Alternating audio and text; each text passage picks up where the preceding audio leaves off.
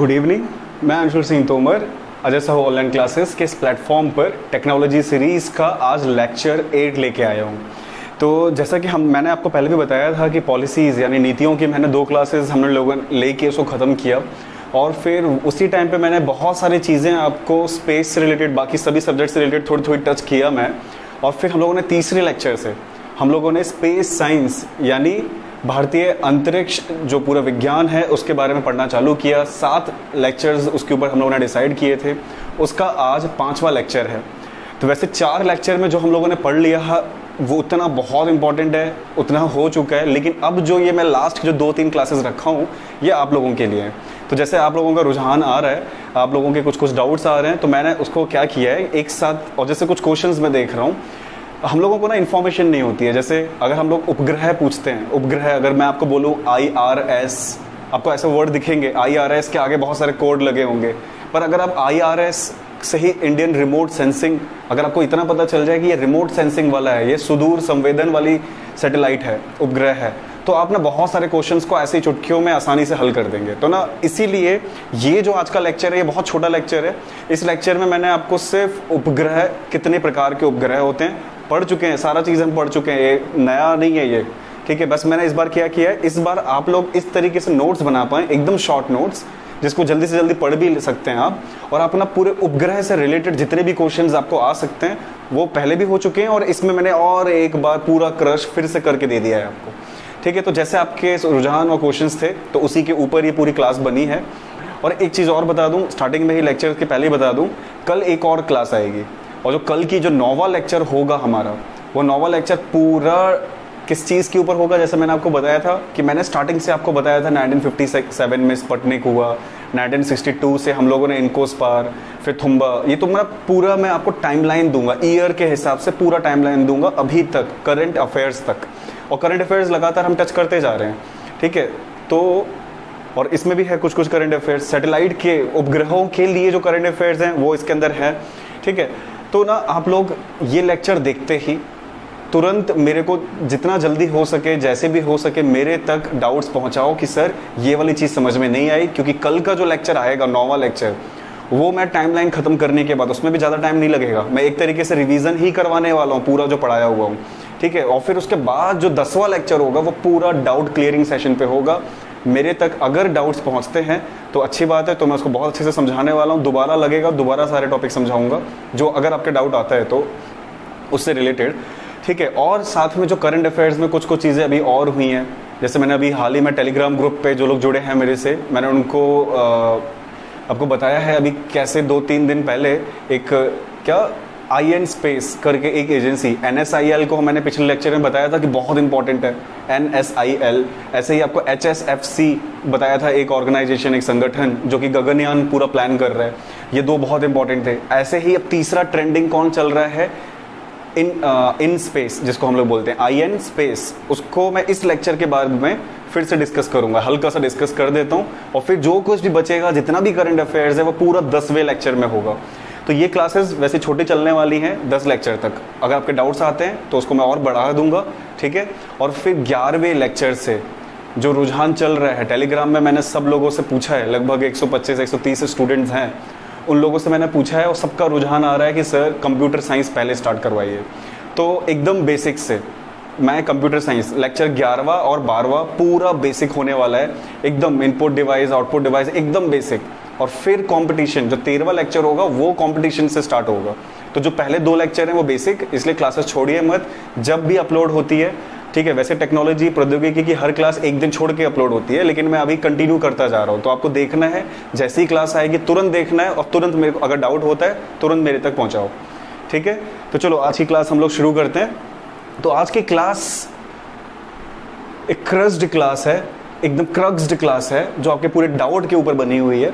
तो Indian satellites, भारतीय उपग्रह, तो हमको ना उपग्रहों को अलग अलग भागों में बांट दिया हूँ मैं, जिसमें से हम लोगों के लिए सबसे इंपॉर्टेंट कौन सी है, एक है ऑब्जर्वेशन, अवलोकन, जो पृथ्वी का अवलोकन करती हैं, पृथ्वी को देखती हैं, ओशियन किस टाइप के हैं, कहाँ पहाड़ हैं, ऊंचाइयाँ कितनी हैं, उस पहाड़ में क्या मिलेगा, ये सारी चीज़ें मतलब पृथ्वी का अवलोकन करने के लिए, ठीक है। तो ये इतनी सैटेलाइट्स, आपको क्या लग रहा है आपको ये याद करना पड़ेगा? कुछ याद नहीं करना है, कुछ याद नहीं करना है आपको इतना याद करना है जो जो इंपॉर्टेंट, जैसे मैंने सरल के बारे में बताया, ठीक है, और बाकी बस सिर्फ यहाँ से देख लो, ऊपर से कल्पना को देख लेना थोड़ा, ठीक है, ये जो ऐसे इंपॉर्टेंट नाम है ना, कल्पना को देखना, सरल आप पढ़ चुके हो, बताया था कि इंडिया फ्रांस के साथ मिलके किया था, ठीक है, 2001 की कहानी थी, रिवाइज हो जाएगा पिछले लेक्चर में देखना।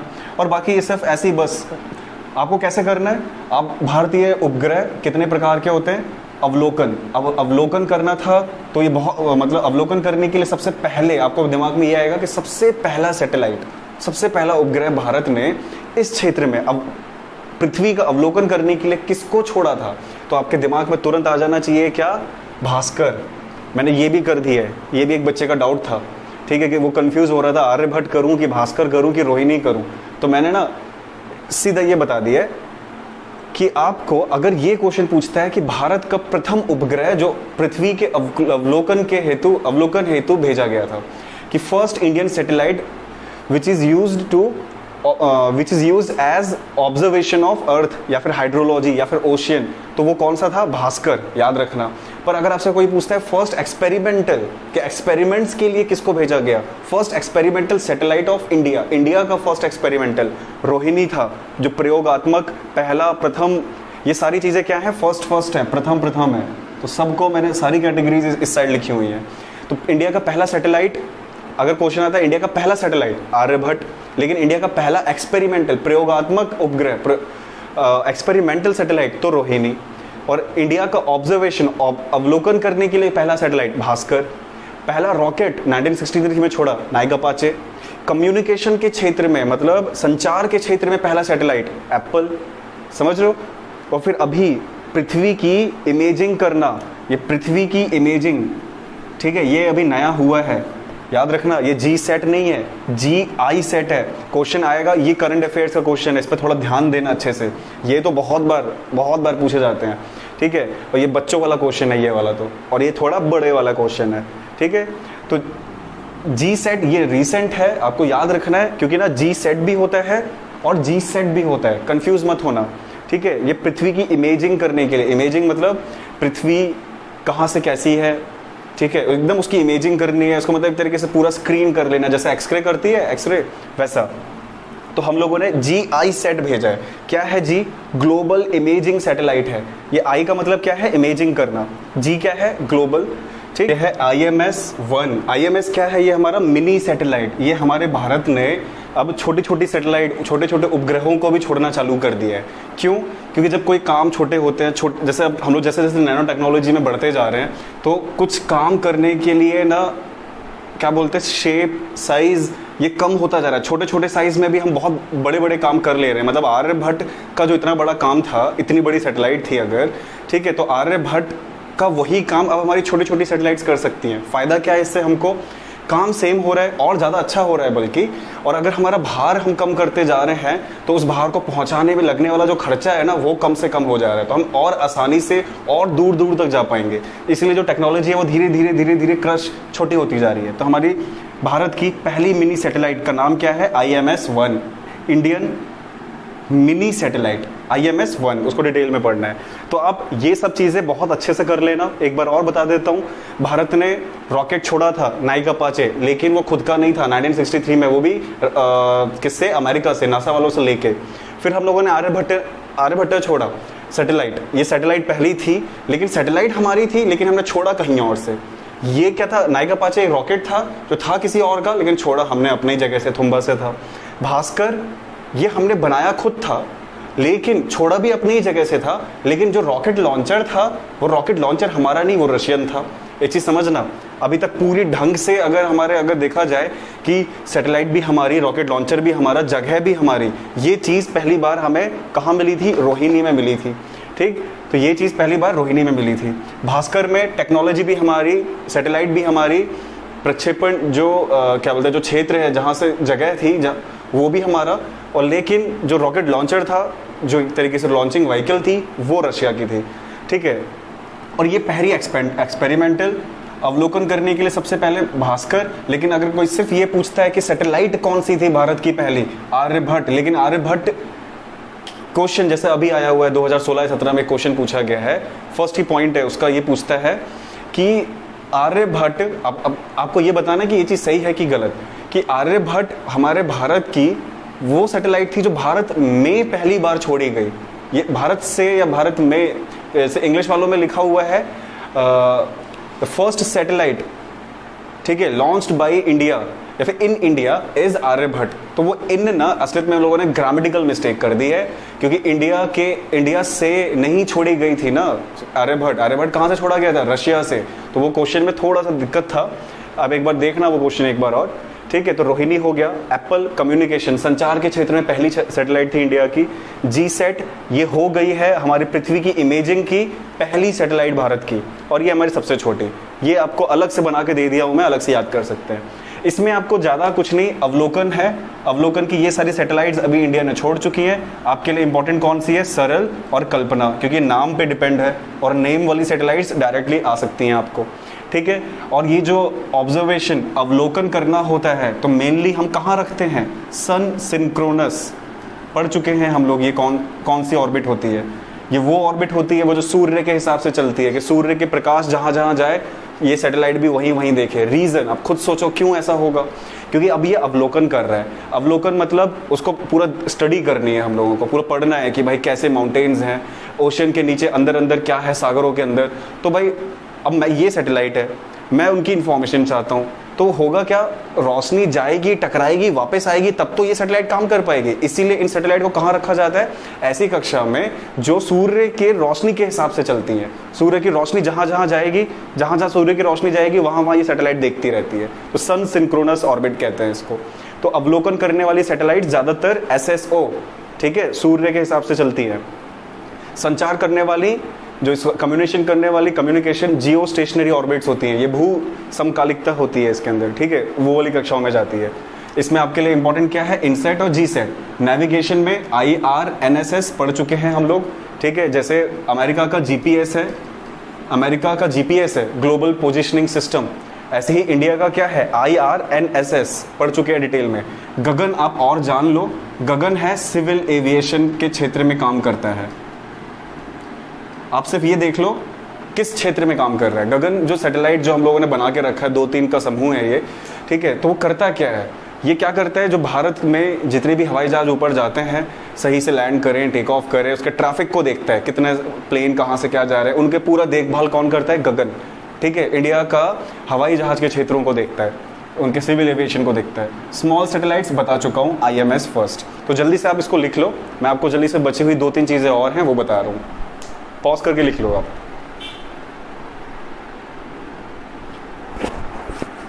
तो ये हमारी बाकी की और सैटेलाइट्स हैं, इनको भी आप समझ लीजिए, सब पढ़ चुके हो आप, ठीक है। जैसे अभी 2 कैटेगरी और बची थी। एक स्पेस साइंस एक्सप्लोरेशन, मतलब हम लोगों ने जाके अंतरिक्ष को एकदम अंतरिक्ष में शोध करने के लिए, जैसे हम लोग चाहते हैं चंद्रमा पे शोध करें, हम लोग चाहते हैं मंगलयान पे शोध करें, ठीक है। तो शोध करने के लिए हम लोगों ने और बहुत सारे अपने कदम उठाए। जैसे चंद्रयान फर्स्ट, ये हम लोगों ने किसके लिए? चंद्रमा के लिए कदम उठाया। और इसमें हम लोगों ने क्या किया था? हमने ये पता किया, जैसे बता चुका हूँ, चंद्रमा के दक्षिणी ध्रुव पे, ठीक है, हम बात कर चुके हैं दक्षिणी ध्रुव पे, ठीक है। और उस जिस पॉइंट पे वो इम्पैक्टर निकल के आके वो टकराया, उसका नाम क्या था? जवाहर पॉइंट, ठीक है। तो हम लोगों ने क्या पता किया कि वहाँ पानी है। तो हम चंद्रयान फर्स्ट से हमने ये पता किया, हम वहाँ पहुँचे भी, जिस पॉइंट पे हम लोगों ने टच किया, मतलब हमारे सैटेलाइट, हमारा इम्पैक्टर जो सैटेलाइट से निकल के जो टच किया, उसका नाम क्या रखा गया? जवाहर पॉइंट। तो क्या पता किए हम लोग चंद्रयान फर्स्ट से? कि चंद्रमा पे पानी है। अब एस्ट्रोसैट असलियत में है क्या? एस्ट्रोसैट टेलीस्कोप है, ठीक है। ये दूरबीन के टाइप है। ये वहाँ से क्या करता है? एस्ट्रोसैट, वहाँ जो टेलीस्कोप है वो बहुत, जैसे सूरज की इमेज दूर दूर से क्या कर, फोटो खींचने का काम करता है, और फिर वो नीचे तक पहुँचाता है, शोध में काम आती है जो, ठीक है। हम लोग इससे रिसर्च करते हैं। मॉम क्या था? ये मंगलयान, ये सबको पता है, ठीक। चंद्रयान सेकंड, जो चंद्रयान सेकंड था, भले ही लगभग हम लोग कहते हैं कि फेल हो गया है, ठीक है, लेकिन और उसी के ऊपर 2021 में चंद्रयान तीसरा भी आने वाला है, ठीक है। और ये क्या करने का काम है? क्या करना चाहते हैं? हमें पता चल गया है कि पानी है, अब पर कहाँ पर एग्जैक्ट पानी है और कितना पानी है वो पता करने के लिए चंद्रयान सेकंड जाएगा, ठीक है। और ये सेकंड गया था, सॉरी, और थर्ड जाएगा अब। तो GSLV मार्क 3 में गया था, ठीक है, इसमें GSLV यूज़ हुआ है। स्रॉस मैं आपको सिर्फ नाम के लिए डाल दिया हूँ कि आप सिर्फ नाम याद कर लो, स्रॉस है क्या, कोई नहीं पूछने वाला आपसे, पर ये ASLV से गया था, ठीक है। ASLV 2 साल तक चला, उसके बाद हम लोगों ने तुरंत PSLV में आ गए थे हम लोग, इसलिए अब, और ASLV से ज़्यादा अच्छा PSLV होता है बहुत सारे मायनों में। मैं आपको पूरा लॉन्चिंग व्हीकल्स अलग से पढ़ा चुका हूँ, ठीक। नेक्स्ट है एक्सपेरिमेंटल सैटेलाइट, यहाँ से क्वेश्चंस आते हैं। आर्यभट्ट भी हमारी एक्सपेरिमेंटल सैटेलाइट थी, लेकिन वो थी भारत की, छोड़ी बाहर से गई थी, ठीक है। इसलिए पहली सैटेलाइट कोई पूछता है तो भी आर्यभट्ट है, लेकिन अगर बिना किसी ट्विस्ट करके अगर वो क्वेश्चन पूछता है कि भारत की पहली एक्सपेरिमेंटल सैटेलाइट, ठीक है, जो भारत में लॉन्च की गई, अगर ऐसा पूछ लिया तो आपको रोहिणी बोलना है, ठीक है। और भारत की पहली एक्सपेरिमेंटल सैटेलाइट, यहीं पर आधे से ज़्यादा जो एग्जाम्स हैं ना वो केस हो जाते हैं क्वेश्चंस पे, ठीक है। इसलिए आपको याद रखना है आर्यभट्ट के बाद भास्कर के बाद रोहिणी, और तीनों की टेक्निकलिटीज़ जो हैं वो अच्छे से समझ लेनी है, ठीक है। तो हमारी भारत की और भारत में प्रक्षेपित, भारत की और भारत से लॉन्च हुई पहली एक्सपेरिमेंटल सैटेलाइट रोहिणी थी, लेकिन भारत की पहली एक्सपेरिमेंटल सैटेलाइट आर्यभट्ट थी, ठीक है। समझना इसके बीच में फ़र्क को। तो एक और एप्पल क्या थी, एप्पल भी एक्सपेरिमेंटल थी, लेकिन एप्पल किस फील्ड में एक्सपेरिमेंट कर रही थी, वो संचार के क्षेत्र में, कम्युनिकेशन के क्षेत्र में एक्सपेरिमेंट करना चालू करी थी, क्योंकि कोई भी पहले जाएगा तो एक्सपेरिमेंट ही करेगा।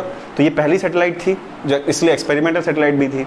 ऐसे यूथसैट, कार्टोसैट सीरीज़ की तो अभी हम लगातार भेज रहे हैं। कार्टोसैट मतलब कार्टोग्राफी, कार्टोग्राफी मतलब जो हम लोग एकदम मानचित्र को पूरा जो होता है, ठीक है, उसका पूरा विश्लेषण, उसको देखभाल करना, कितना ऊंचाई, कितना, हर एक चीज़ निकालना, मतलब एकदम सटीक इन्फॉर्मेशन पता चलना। तो इसके ऊपर अभी भारत काम कर रहा है लगातार, ठीक। नेक्स्ट है, ये कुछ डाल दिया हूँ, ये जो चीज़ मैं आपको बता रहा हूँ ये सिर्फ जुगनू की वजह से, स्वयं की वजह से और प्रथम की वजह से, सत्यभामा के ऊपर जो बनी है ये, और कलाम, ये इसलिए मैं आपको अलग से दे रहा हूँ, वरना ज़रूरत नहीं है। यूनिवर्सिटी और इंस्टीट्यूट, देखो कुछ ऐसी बड़ी बड़ी यूनिवर्सिटीज़ हैं जो अपने पढ़ाने के लिए, एजुकेशन के लिए, अपने अच्छे से काम करने के लिए, रिसर्च के लिए, ठीक है, ये क्या करती हैं, खुद के नाम की खुद की सैटेलाइट ऊपर भेज रही है, ठीक है। जैसे अगर आप देखो SRM सेट, ठीक है, SRM सेट, स्वयं, NPTEL, बहुत सारे लोगों को पता होगा, सारे IITs, NITs, IIM, ये बड़ी बड़ी इंस्टीट्यूट मिलके जो पढ़ा चल रहा है ना, ऑनलाइन स्टडी जो चल रही है, तो पूरा स्वयं सैटेलाइट भेजी हुई है, सैटेलाइट है इनकी खुद के ऊपर, जो इसी के थ्रू वो पूरा काम करते हैं, ठीक है। ऐसी प्रथम भी है, ऐसी सत्यभामा के ऊपर क्वेश्चन आ चुका है। ये जो नाम वाले होते हैं ना, यही बहुत इंपॉर्टेंट होते हैं। तो सत्यभामा स्वयं इंपॉर्टेंट है, SRM यूनिवर्सिटी, ठीक है, श्री राम पता नहीं क्या नाम है इसका, ये यूनिवर्सिटी है। जुगनू, ये देख लेना, स्टूडेंट का तो आपको पता ही है, ये तो नाम से पता चल रहा है। और आपको जाना है कलाम सेट के ऊपर, ये इम्पॉर्टेंट है, हाल ही में छोड़ी गई है, इसको तो ये भी याद कर लो आप। तो C-44 PSLV C-44 launch vehicle था वो। तो कलाम सेट ये है करंट अफेयर्स, ठीक। और यहाँ पे मैंने चंद्रयान फर्स्ट का भी C-11 C-30 पहले भी दे चुका हूँ, इसका मैं अभी दे रहा हूँ, ठीक है। तो इतनी चीज़ें आपको उपग्रहों में पढ़नी है, जितना मैंने टिक कराया उसी को बहुत इंपॉर्टेंट से पढ़ना, बाकी सब तो इन्फॉर्मेशन आप सिर्फ रीड करोगे, और 7, 8, 10 बार भी अगर 3, 4 दिन के अंतराल में अगर पढ़ लिए, तो वो ना जब क्वेश्चन करने के लिए बैठोगे ना, आपको वहाँ क्लिक करेगा। तो अपने पे भरोसा करो कि तुम्हें सब चीज़ें याद हो जाएंगी।